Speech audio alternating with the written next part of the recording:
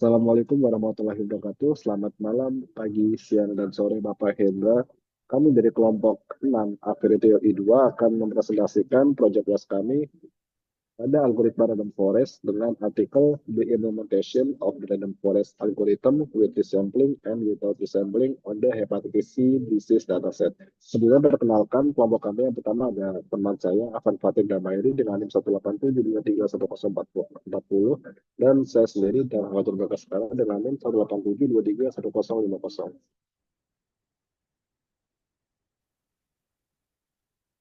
Oke, jadi latar belakang adanya artikel yang kami tuju itu yang pertama adalah hepatitis C merupakan penyakit hati kronis yang paling berbahaya yang dapat ditularkan melalui darah. Di Indonesia sendiri hampir kurang lebih 20 juta penderita penderita hepatitis. Mayoritas adalah hepatitis B, namun juga ada yang hepatitis C. Diagnosis dini untuk penyakit hepatitis ini sangat penting untuk menekan angka kematian. Lalu muncul tantangan utama seperti data medis cenderung tidak seimbang antara pasien yang sehat dan terinfeksi. Next. Nah, timbul beberapa permasalahan dan solusi. Yang pertama masalahnya adalah model klasifikasi seperti random forest bias terhadap kelas mayoritas, yaitu pasien sehat. Lalu akibatnya adalah pasien hepatitis C yang sering tidak terdeteksi. Solusinya di sini penelitian ingin membandingkan tiga model, yaitu yang pertama random forest tanpa resampling, yang kedua random forest dengan smooth dan INN, dan yang ketiga random forest dengan smooth ditambah OSS. Next. Lalu tujuan dari penelitian ini yang pertama adalah mengevaluasi performa random forest dalam mengklasifikasi penyakit hepatitis C. Lalu yang kedua adalah menganalisis dampak teknik resampling smooth plus INN dan smooth plus OSS terhadap confusion matrix. Lalu yang ketiga yaitu memberikan rekomendasi model terbaik untuk sistem diagnosis berbasis AI.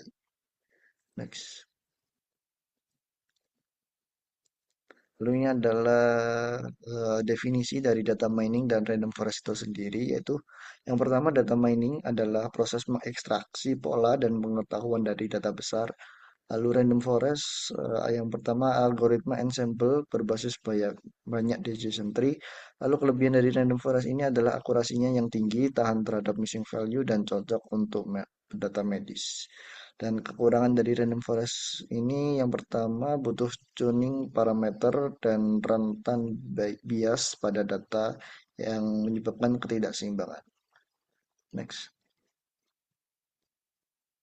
Lalu ini definisi dari beberapa teknik resampling yang akan dilakukan pada penelitian kali ini. Yang pertama smooth, yaitu membuat sampel sintetis dari kelas minoritas untuk menyeimbangkan distribusi data. Lalu INN atau edited nearest neighbor. Di sini data akan dibersihkan, data mayoritas membersihkan data mayoritas yang ambigu atau noise reduction, lalu OSS atau one-sided selection menghapus data mayoritas yang berlebihan menggunakan Tomac Links dan CNN Pro. Nice. Lalu ini metodologi penelitiannya yang pertama business understanding yaitu mengidentifikasi masalah klinis dan tujuan diagnosis hepatitis C. Lalu yang kedua data understanding yaitu menganalisis karakteristik dataset dan potensi ketidakseimbangan. Lalu yang ketiga adanya data preparation yaitu menormalisasi dan membagi kelas antara sehat dan yang terinfeksi. Lalu yang keempat memodelkan eh, model yaitu implementasi random forest dan variasi resamplingnya. Dan evaluasi di sini adalah pengujian model dengan matriks akurasi, precision, recall, F1, dan AOC. Lalu yang terakhir yaitu deployment, yaitu berupa rencana penerapan model dalam sistem klinis. Next. Lalu ini detail dataset dari yang digunakan dalam penelitian ini. Sumber datanya dapat diambil dari Kaggle dan jumlah rekornya di sini ada 615 pasien dengan 13 atribut klinis. Next.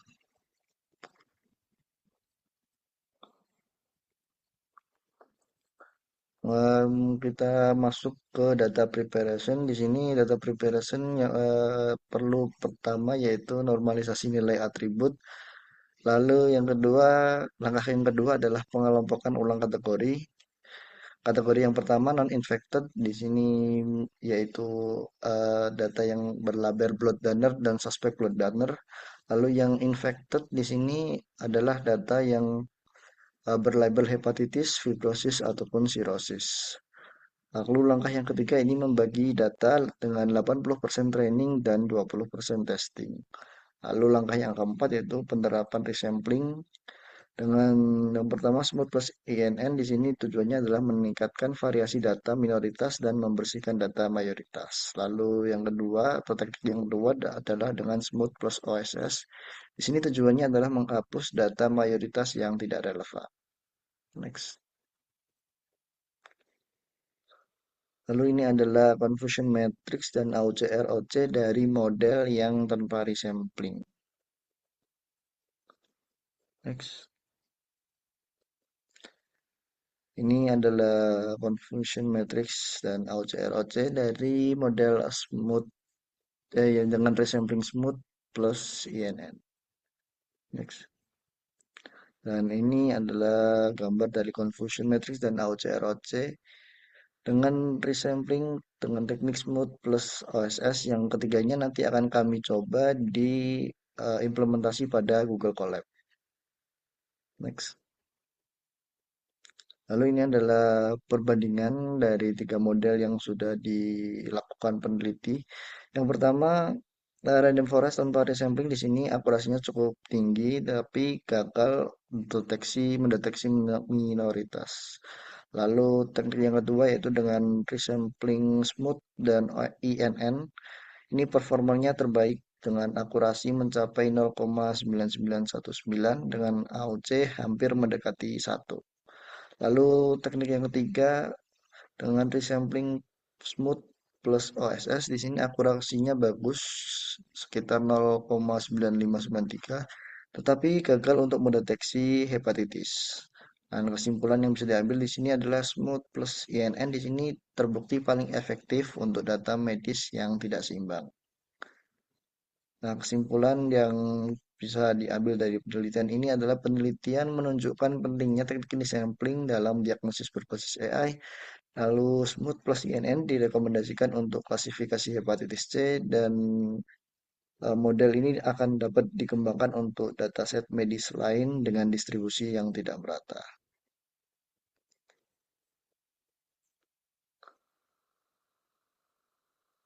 Oke, selanjutnya kita akan pergi ke Google Colab implementasi yang sudah pernah kami lakukan. Oke, yang pertama kami akan mengatur pandas menggunakan display max.colwidth supaya tidak membatasi lebar kolom sehingga semua data dapat ditampilkan.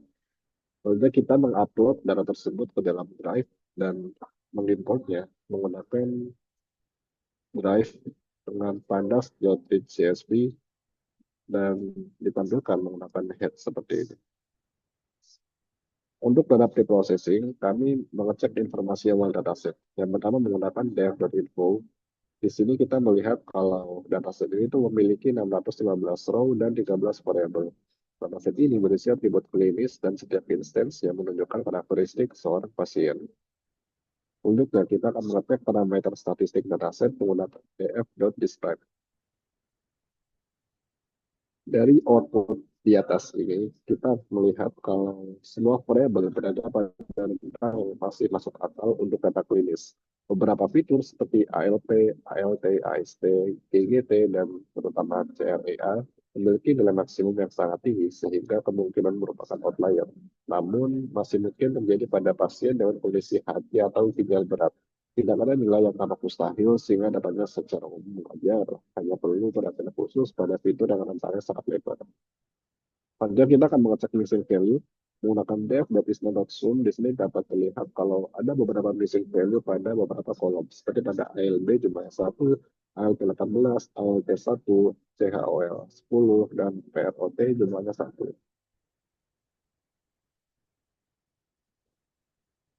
Selanjutnya, kita akan menentukan metode penanganan missing value ini. Karena nilai laboratorium pada data medis cenderung memiliki distribusi yang tidak normal dan mengandung outlier, simple imputation menggunakan median memberikan imputasi yang paling stabil, tidak bias, dan aman tanpa mengubah distribusi asli data. Kami tidak melakukan penghapusan missing value karena melihat jumlah data yang tersedia cukup terbatas, sekitar 16-19 data, sehingga dapat mengurangi generalisasi model. Di sini kita akan menggunakan simple indicator dengan median, dan setelah dilakukan imputasi dapat dilihat bahwa missing value sudah ditangani. Kemudian kita akan mengecek data duplikasi. Di sini terlihat tidak terdapat data duplikasi yang ada pada dataset. Selanjutnya kita akan mengecek outlier menggunakan seaborn.boxplot. Dari boxplot yang terlihat ini memang memuat banyak sekali nilai ekstrim akibat kondisi pasien yang bisa sangat parah, misalnya sirosis atau hepatitis yang membuat kadar enzim melonjak jauh di atas rentang normal. Maka OTS bednya tidak dihapus karena justru merepresentasikan variasi klinis penting yang mencerminkan tingkat keparahan penyakit dan berkontribusi langsung pada akurasi klasifikasi. Selanjutnya, kita akan melakukan standarisasi. Dari informasi yang kita dapatkan sebelumnya, kita mengetahui kalau dataset ini memiliki banyak sekali outlier. Standarisasi diterapkan untuk mempertahankan sebaran variasi data pasien normal agar tidak terkompresi oleh outlier ekstrim yang ditemukan pada biomarker hati seperti CRA dan ALT yang akan terjadi jika kita pakai binmax normalization. Dan itu, transformasi standar ini sangat cocok bagi algoritma smooth yang akan kita lakukan untuk mencari fitur dengan magnitudo nilai ribuan mendominasi perjalanan jarak atau Euclidean distance saat membentuk framework untuk pengguna kelas. Langsung saja kita definisikan scalarnya menggunakan Stalin scalar. Kalau kita transform ke dalam DF numeric cost atau DF yang kolom numerik aja. Selanjutnya, kita akan melakukan encoding. Variable sex adalah kategori kolominal biner, hanya laki-laki dan perempuan, sehingga paling tepat dan efisien di-encode dengan label encoding. Sekat tetap satu kolom dan terhindar dari multikolonialitas, karena satu informasi lain dapat diwakilkan dengan nilai false pada kolom itu. Kemudian relabeling, sesuai dengan metodologi yang dilakukan peneliti, kami akan melakukan pelabelan ulang pada variabel target dengan tujuan supaya perbedaan antara pasien sehat dan terinfeksi lebih jelas dan mengurangi bias akibat tahapan penyakit yang berbeda. Karena kita akan mengecek DF kategori unique. Di sini kita melihat 0 sama dengan blood donor, 0 F sama dengan suspek blood donor, dan sebagainya. Dari situ kita dapat melakukan mapping seperti ini. 0 sama blood donor sama dengan 0, 0 F suspek blood donor sama dengan 1, dan seterusnya. Setelah kita mapping menggunakan scan yang kita buat sebelumnya, kita akan menampilkan menggunakan DFZ.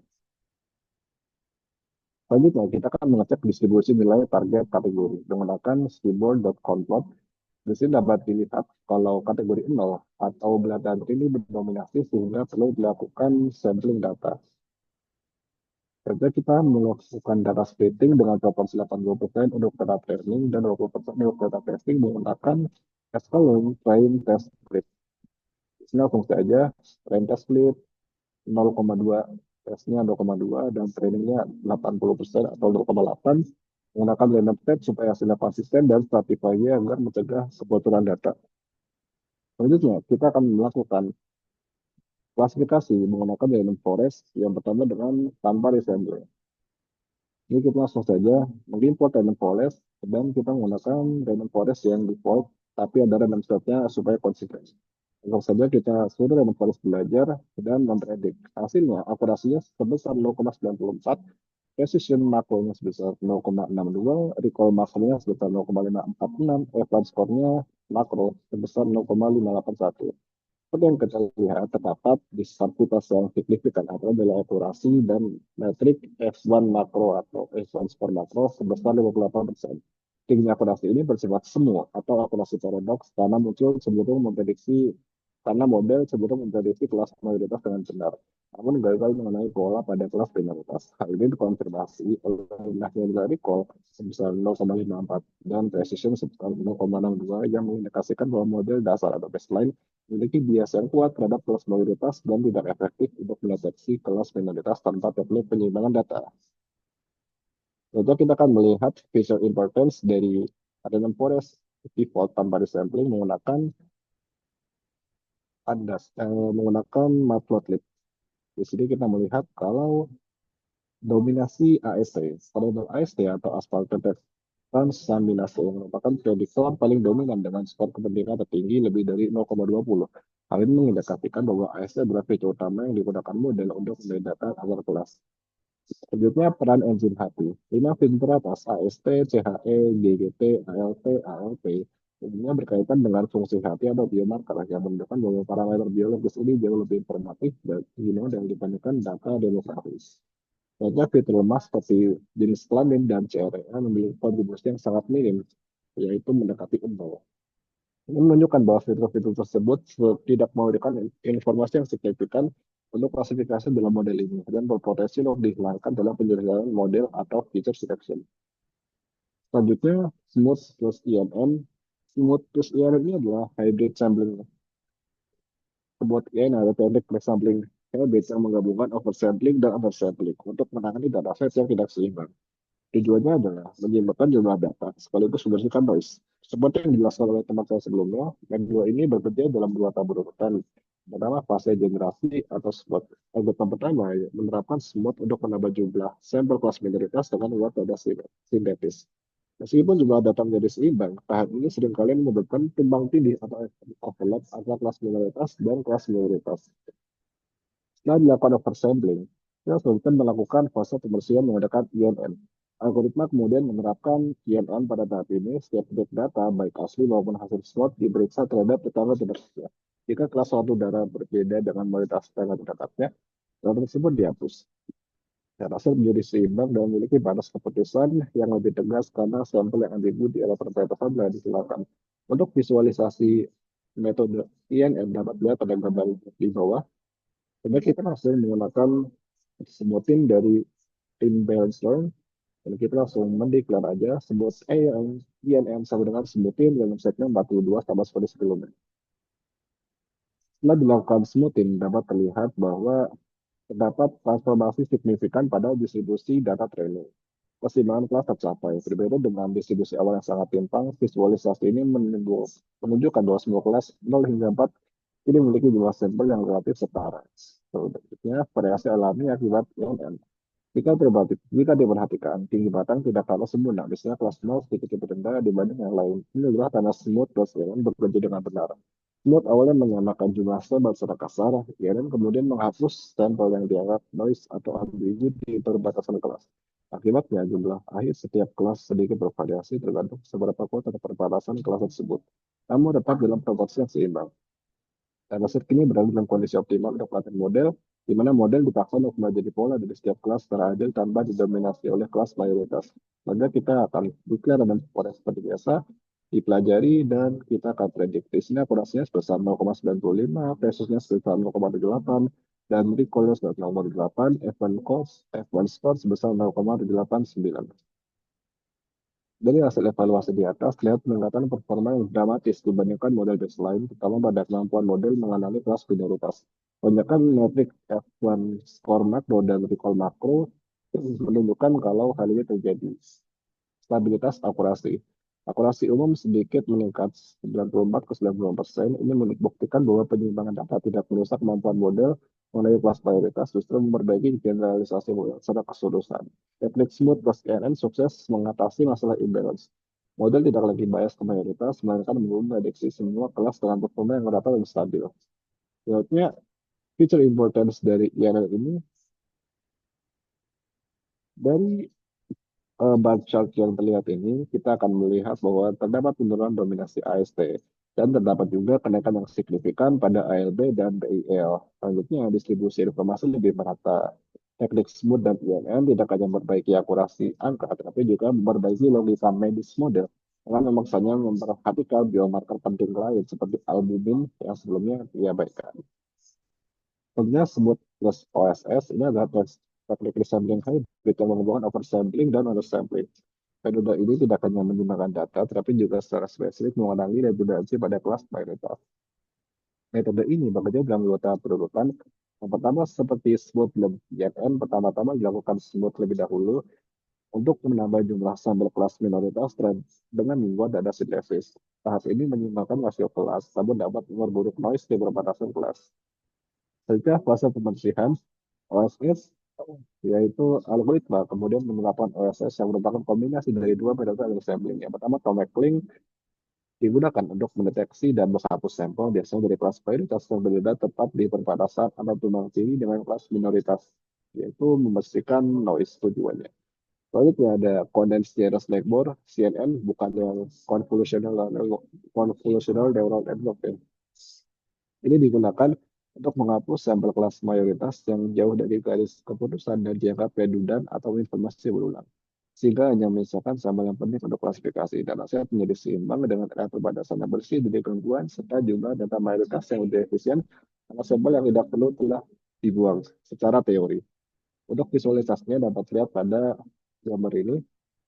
Kita langsung saja melakukan smooth dan OSS menggunakan imbalance. Menurutnya, kita akan melihat distribusi kelas setelah smooth dan ISS. Seperti yang terlihat pada bacaan di atas, ketidakseimbangan yang masih signifikan. Di sini terlihat bahwa kategori 2 hampir tidak ada atau tidak ada data yang mewakili kategori itu. Yang kedua ada efek mekanisme one side selection atau OSS. Fenomena distribusi yang tidak rata ini terjadi karena sifat algoritma OSS itu sendiri yang bekerja secara agresif untuk menghapus sampel yang dianggap noisy atau berisik. Dan yang terakhir, implikasi terhadap model. Bias potensial. Model kemungkinan besar akan memiliki performa tinggi pada kelas 0 dan 3, namun performa rendah pada kelas 1, sehingga menyebabkan resiko misclassification pada kelas 2. Dengan jumlah sampel yang sangat minim, model hampir pasti akan gagal mengenai kategori 2. Biasanya sensitivity atau recall untuk kelas ini akan mendekati 0. Penggunaan smooth dan OSS pada data ini tampaknya kurang efektif untuk menangani kategori 2. Meskipun berhasil menggunakan proporsi antara kategori 0 dan 3, jika kategori 2 adalah kelas penyakit yang kritis, teknik ini mungkin perlu ditinjau ulang untuk parameter smoothnya, seperti jumlah tangga perlu disesuaikan. Itu dalam di atas kertasnya. Selanjutnya kita akan praktekkan langsungnya menggunakan Random Forest seperti biasanya, dan kita mempelajari, membiarkan Random Forest belajar, dan biarkannya untuk memprediksi data testing. Di sini terlihat bahwa akurasi tinggi yang menipu sebesar 94,3%. Nilai akurasi yang mencapai 94,3% menunjukkan bahwa secara keseluruhan model sangat sering menebak dengan benar. Namun karena ini adalah metrik global, angka ini kemungkinan besar didominasi oleh prediksi yang benar pada kelas prioritas saja. Yang kedua ada keseimbangan kualitas model atau Great F1 Score. Dapat perbedaan sangat jauh sekitar 27% antara akurasi dengan makro F1 score sebesar 67,4%. Rendahnya nilai F1 makro ini membuktikan bahwa performamu dari tidak stabil di sebuah kelas. Model berkinerja sangat bagus di kelas besar, tetapi performanya anjlok di kelas kecil atau minoritas yang menunjukkan nilai rata-ratanya.